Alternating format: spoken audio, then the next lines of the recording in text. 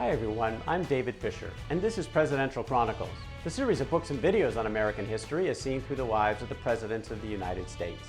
This episode is from the life of Abraham Lincoln, and the focus is wartime election.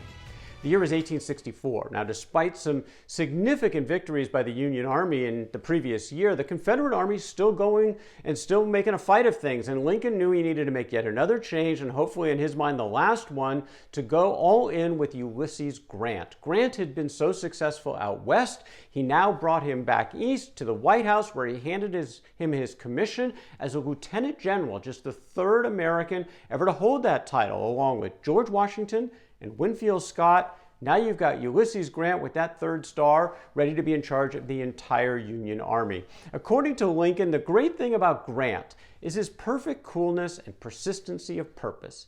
He is not easily excited, and he has the grit of a bulldog. Once let him get his teeth in, and nothing can shake him off. This is what Lincoln had been looking for in a commander. Didn't think he had had it anywhere else. He's now all in with Ulysses Grant. Of course, all of this is part of now an election year, 1864, and Lincoln knew he needed military victories, or maybe this whole thing was going to be lost anyway, because he had political problems now from all sides. The Democrats in the North were advocating ending of the war, some sort of a peace platform to get the war over against Lincoln.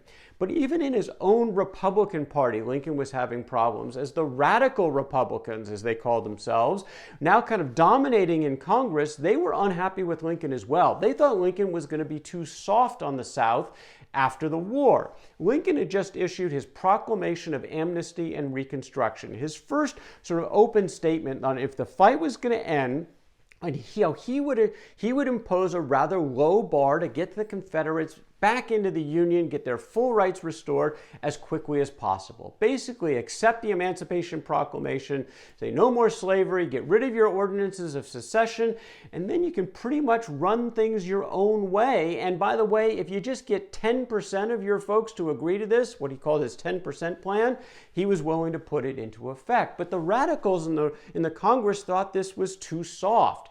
They wanted to punish the South, and they wanted to impose much more stringent rights for blacks that Lincoln was actually not sure was going to be productive, because, again, he just wanted to preserve the Union. Yes, he wanted the slaves to be free. His Emancipation Proclamation had to hold. But beyond that, he was willing to be pretty liberal in terms of those rights of return for the South. Now, the Congress passed what's called the Wade-Davis bill, which was going to impose some of those more stringent requirements.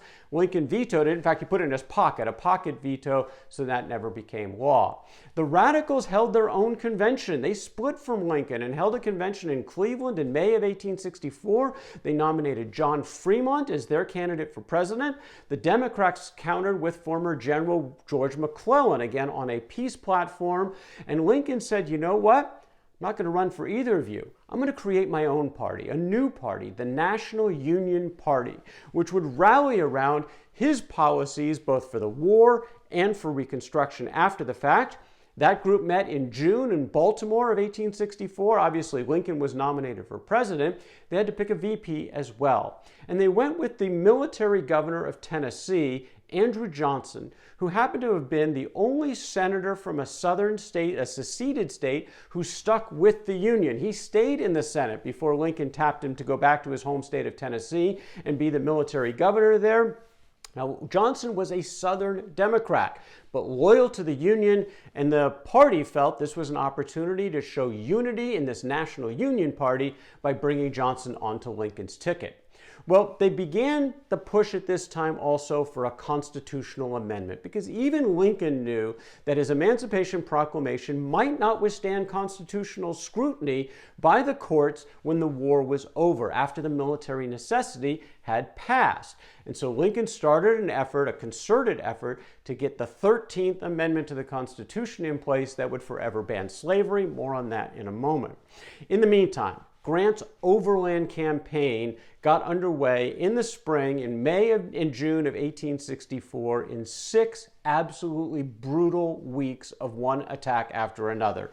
Places like the Wilderness, Spotsylvania Courthouse, Cold Harbor. Strong defenses by the Confederates, but Grant kept coming and coming. Thousands of casualties. This is where Grant got somewhat of a reputation as being the butcher, perhaps overusing his men, sacrificing them to try to win a war of attrition. As long as he could continue to degrade the Confederate army, this was for the greater good, even though in the short term the casualties were catastrophic. Lincoln continued to support Grant. He heard these cries of the butcher, but he realized in a war of attrition, the North would win. If this was Grant's aggressive way, he was going to certainly support it.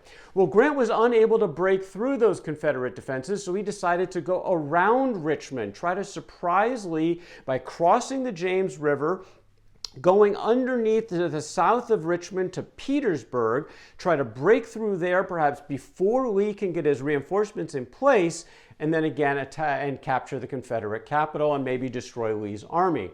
They tried. They got across the James River, sent those men into the breach, but the Confederate line once again held at Petersburg. Lee made his reinforcements in place, and Grant opened up for the long siege. In the meantime, though, the Confederates weren't done. One last grasp to try to take the fight back to the north, because most of the Union Army now is either out west, deeper in the south, or huddled around Richmond, so they thought they had a chance with perhaps Washington, D.C. exposed. And General Jubal early took 17,000 Confederate men across the Potomac and set their sights on the nation's capital, which was now fairly lightly guarded.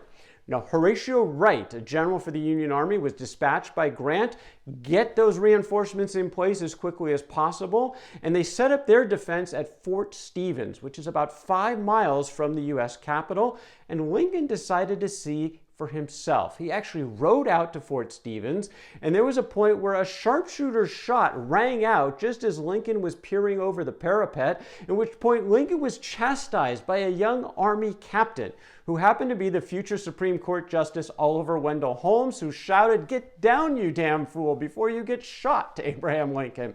Well, Lincoln was safe. The Union line held at Fort Stevens, early retreated back to Virginia. It was the last time that the Confederates would take a fight onto northern soil.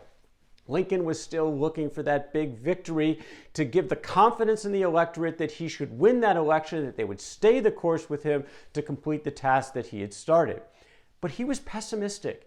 He was not seeing that victory coming in Virginia, still didn't know what was going on with General William Sherman in the South, and he actually wrote a memo, a letter that he put in an envelope, and he had all the members of his cabinet sign the back of that envelope, in which that note said, "This morning, as for some days past, it seems exceedingly probable that this administration will not be reelected.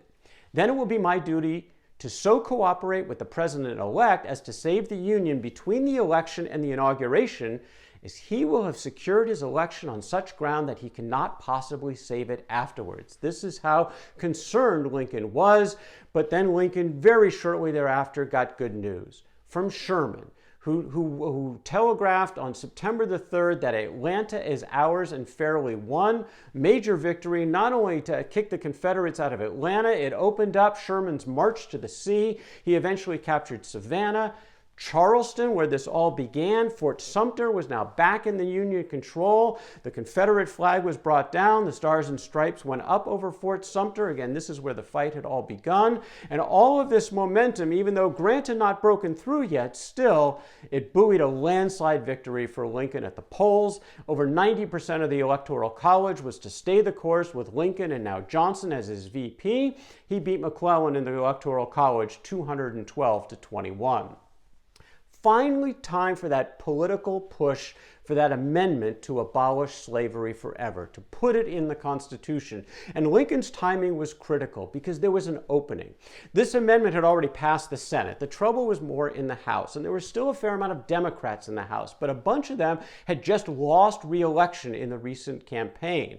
And Lincoln really set his sights on a lot of those Democrats who weren't going to be accountable to the electorate anymore. They didn't have to maybe toe the party line. Lincoln dangled a whole bunch of patronage jobs to these people in front of them, and sure enough, by a 2-vote margin on January 31st, 1865, The 13th Amendment that forever abolished slavery in the United States was passed by the House of Representatives to go along with the Senate. It would now go to the states, eventually be ratified, and this would eventually be Lincoln's greatest legacy, the freedom of the slaves, not only from the Emancipation Proclamation, but forevermore based on the 13th Amendment to the Constitution. Lincoln is continuing now with these military victories to be looking to the future. His re-election was in hand, the military situation looking promising.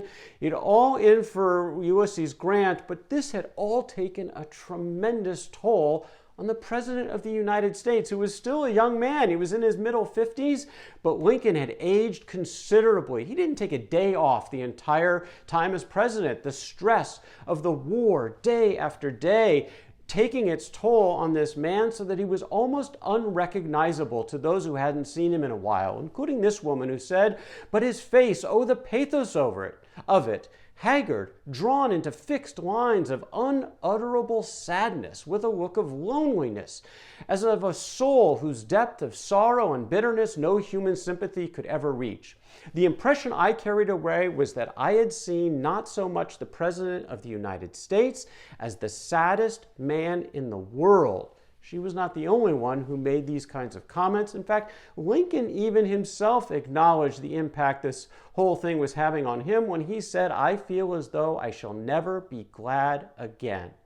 Well, maybe if he could get that final Union victory, bring the war to an end, preserve the Union, if he could do that, maybe he would be glad again. And that is the story for another day. That is Abraham Lincoln and Wartime Election from the life of Abraham Lincoln. For more presidential chronicles, check out my books on Amazon.com, and don't forget to subscribe to my YouTube channel. Until next time, I'm David Fisher, and this is Presidential Chronicles.